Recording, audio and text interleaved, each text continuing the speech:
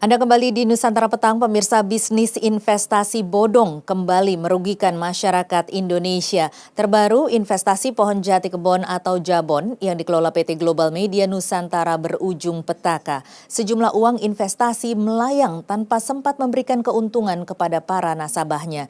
Investasi skema tanam pohon jati dengan iming-iming panen 5 tahun sekali menelan ribuan korban dengan nilai kerugian mencapai miliaran rupiah. Belajar dari kasus ini, apa yang seharusnya diperhatikan calon nasabah yang ingin memilih investasi? Selengkapnya dalam dialog Nusantara Petang berikut ini.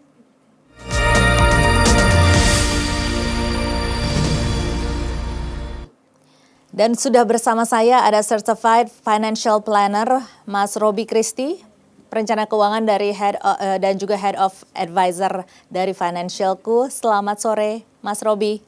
Halo sore Mbak Tasya. Iya, ini terkait dengan kejadian yang terkini Jabon ini ya, kasus Jabon ini. Skema tanam pohon ini dengan nilai per pohon 350.000 dan dijanjikan meraup untung setiap 5 tahun sekali. Ini apa yang memungkinkan investasi ini tidak menguntungkan? Oke, jadi kalau kita bicara secara general dulu ya Mbak Tasya, kan yang istilah kalau kita bicara bisnis budidaya yang agriculture itu memang ada fase periodik gitu kan, yang mungkin dari per 5 tahun, ada yang mungkin sekali panen mungkin setahun sekali dan seterusnya. Nah yang penting kan yang kita harus tahu adalah tadi proses bisnisnya seperti apa nih, ya kan, jelas nggak nih lahannya, ya siapa pengelolaannya seperti apa, gitu. Terus juga nanti perizinannya seperti apa gitu ya kan. Terus kalaupun sampai ada terjadi resiko, kira-kira apa nih risk management yang bisa diberikan seorang perusahaan tersebut kepada seluruh investornya. Ya kan, karena ini kan bicara menghimpun uang banyak nih, Mbak Tasya. Iya. Ya kan, jadi nasabah pun kita juga harus benar-benar pintar. Kita juga harus benar-benar coba cek gitu. Bahkan terakhir kita kalaupun agak ragu nih, kita bisa menghubungi OJK loh. Gitu. Kalau kita mendapatkan tawaran investasi, ini legal apa nggak legal, itu salah satunya kita bisa telepon OJK. OJK secara aktif memberikan layanan ke 157. Gitu. Ini sebenarnya kan investasi ini kan semakin berkembang begitu ya, ataupun semakin menjadi tren di kalangan masyarakat, terutama bahkan untuk kaum milenial begitu. Nah ini bagaimana masyarakat bisa mengetahui bahwa ini investasi yang aman?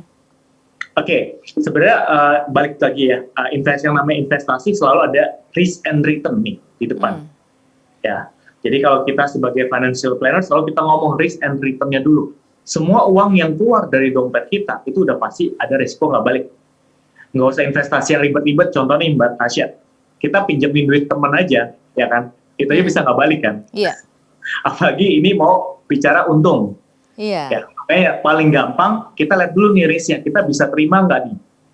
Ya kan? Kalau kita dengar dari sales, ya kan pasti selalu diomongin cuannya dulu dong, profitnya dulu di depan.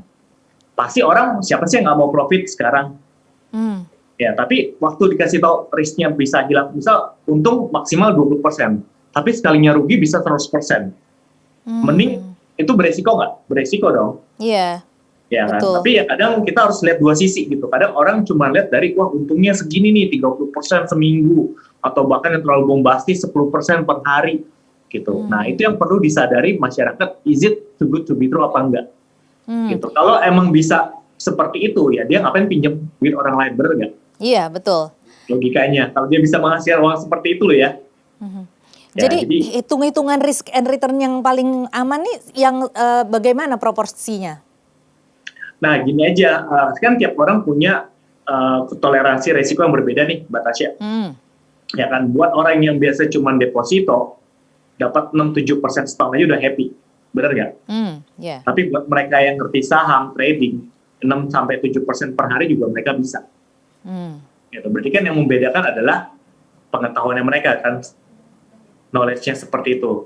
Nah jadi kembali lagi, setiap investasi ada resiko, cuman carilah yang emang kamu bisa terima resikonya gitu. Jadi itu yang harus kita terima di depan. Nggak bisa oh yang ini bagus buat semua orang, nggak tentu, pasti nggak tentu, nggak akan sama. Gitu. Jadi tergantung dari kemampuan finansial kita sendiri atau kemampuan itu juga, finansial masing-masing. Betul juga, makanya kan kalau dalam prinsip investasi kita tidak boleh taruh semua di dalam satu instrumen investasi, Mbak Tasya. Kita punya uang 100 juta, terus 100 jutanya kita masukin saham misalnya, terus tiba-tiba saham ini drop kemarin kayak 30-40% uangnya, wah itu pusing dong. Tapi buat orang yang dia bisa punya 100 juta, tapi dia pecah nih misal di 4, ya kan, di emas, di saham, di properti dan seterusnya. Salah satunya misalnya minus, yang lainnya misal masih average positif kan, returnnya secara in general akan lebih baik gitu. Jadi tidak ada yang namanya prinsip ini pasti untung enggak. Jadi itulah kita memang harus pecah dalam beberapa instrumen investasi gitu. Selain iming-iming keuntungan yang besar itu, iming-iming apa lagi yang biasanya ditawarkan oleh orang gitu untuk menggait konsumen ataupun nasabahnya agar terjaring begitu investasi bodong ini? Oke, investasi bodong kan biasanya skemanya Ponzi ya. Jadi yang awal-awal gabung, yang happy nih. Yang terakhir-terakhir yang sengsara nih, ya kan. Karena subsidi silang kan, yang uang-uang orang member lamanya itu di-cover dari yang member-member baru dan seterusnya kan. Nah, yang kita harus waspada adalah satu, proses bisnisnya nih. Ya, terakhir aku nggak usah ngomong yang Gabon juga deh, yang kita pernah dengar yang joget-joget nonton dapat duit juga kan, itu juga sempat heboh ya. Dan itu secara logika deh, itu gimana gitu loh. Make sense nggak sih kamu itu just dapat duit dan kamu kan just harus bayar uang di depan dulu tuh, keanggotaan sekian juta, sekian ratus ribu sampai sekian puluh juta tuh, Mbak Tasya. Nah, berarti kan sudah jelas gitu. Berarti itu cuman iming-iming, tapi sebenarnya kamu bayar uang untuk sponsoring, ajak orang lagi, ya kan, member get member, orang yang dapat duit lagi dan seterusnya. Itu udah salah satu skema money game, ya kan. Yang kedua, proses bisnisnya juga udah nggak jelas, ya kan. Kemarin juga udah banyak kasus kan yang seperti itu kan. Terus yang ketiga apalagi perizinan sih paling gampang gitu kan platformnya. Ini PT-nya ada nggak di Indonesia, ya kan misalnya, ya kan. Yang ada di Indonesia aja bisa money game, apalagi yang misalnya nggak jelas. Iya, dan ini makin lama. Bener kan? Iya, betul. Dan makin lama kan ini memang makin banyak dengan beragam bidang begitu ya. Ada yang kemarin baru-baru ini selain juga di bidang Jabon begitu ya, ada juga yang butik, kemudian juga dance itu gitu. Nah ini entitas investasi yang rawan disalahgunakan ini yang mana? Kebanyakan yang mana ini, Mas? Oke, terakhir sih yang aku baca di OJK ya, kita kan juga ada laporan tuh dari SWI, Satgas Waspada Investasi. Mereka selalu merilis nih investasi bodong tuh dalam bentuknya apa. Ada yang bentuk koperasi, ya ada juga yang berdasarkan terakhir tuh kayak forex, perdagangan berjangka, ya kan emas, oil segala macam. Dan juga tadi ada yang sifatnya malah kayak produk gitu juga. Gitu. Cuman yang lebih beresiko adalah yang tadi yang sifatnya adalah yang membernya emang benar-benar produknya nggak jelas sih, Mbak Tasya. Tapi itu tidak bisa dikategorikan ataupun ditarik kesimpulan mana yang paling banyak atau yang harus kita waspadai, begitu Mas? Betul, karena ya tadi ini kan bervariasi, ya kan. Semakin orang gampang ditebak, orang pasti takut diketahuan. Justru kan semakin dia mau ngegait orang lebih baik, dia harus bikin kelihatannya wah keren ya kan, wah fantastis nih, ini future selling gitu kan, dia jual sesuatu yang orang belum ngerti misalnya kan, dia memanfaatkan ketidakmengertian orang tersebut untuk ini keren loh, ya kan, ini digital teknologi terbaru loh, seperti itu. Kalau untuk masyarakat sendiri sebenarnya bisa tidak sih Mas mencek legalitas suatu lembaga investasi ini? Bisa banget gitu. Jadi langsung aja ke website OJK, ya kan. Nanti kamu bisa cek di situ atau langsung juga ini kontak 157 atau by WhatsApp-nya OJK juga ada tuh 081 157 157 157. Buat ngecek ya.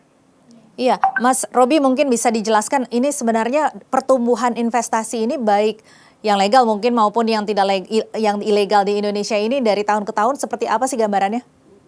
Oke, sebenarnya kemarin selama kita pandemi ya dari awal 2020 itu ada satu berita baik, Mbak Tasya. Jumlah investor lokal kita itu naik signifikan. Banyak orang membuka rekening saham, ya kan, reksadana dan seterusnya. Ya, terlepas itu karena hype ya ataupun cuma ikut-ikutan segala macam, tapi kita ambil positifnya. Jadi kontribusi investor lokal di Indonesia meningkat. Ya. Tapi percepatan ini tidak diikutin dengan tadi literasi keuangan yang tepat juga. Ya, ada istilahnya orang yang investor, ya, karena emang dia belajar, ya kan dia tahu dia belajar dari sumber yang terbaik. Ada yang cuman kolektor ikut-ikutan nih, Mbak Tasya. Iya. Wah, yang lagi hype di sosial media atau temen gue nih beli cryptocurrency, misal Bitcoin. Iya, Ya, iya. padahal ya itu kan yang namanya high risk, high return ya rata-rata. Apalagi itu Bitcoin sesuatu yang baru di Indonesia gitu. Beberapa orang benar-benar spekulatif untuk membeli itu dan mereka Iya. pun biasa membeli dengan uang dingin, ya, bukan dengan uang utamanya dia. Iya, jadi seperti kalaupun- gambling begitu ya, Mas? Yes, betul banget gitu. Kemarin juga kita dengar kasus ya, pinjamannya uangnya dari hasil pinjol. Kebayang ya? Jadi dia menukar sesuatu yang tidak pasti dengan sesuatu yang pasti. Karena waktu kita pinjam online, berarti kan ada bunga yang harus dibayar dong, Mbak Tasya, Iya, fix. iya. Berapa persen ya kan? Sedangkan yang nama investasi relatif, bisa kadang untung, kadang rugi. Nah, itu yang sangat-sangat beresiko tuh. Jadi udah uangnya pinjem, masuk investasi, ke saham, tiba-tiba sahamnya minus 30%. Udah jatuh, ketimpa tangga, pusing dia tuh. Nah, jadi sebagai kita investor ya tadi, kita benar-benar harus ngikutin. Jangan langsung maunya langsung tiba-tiba yang biasa baru jalan kaki, tiba-tiba pingin langsung lari cepat. Jangan dulu, bertahap dulu nih. Itu memang mungkin ini ya, kondisi psikologis mungkin kebanyakan orang Indonesia. Nanti kita akan bahas ini lebih jauh lagi, Mas Roby, tetapi kita harus jeda dulu. Pemirsa tetaplah bersama kami, Dialog Nusantara Petang akan kembali sesaat lagi.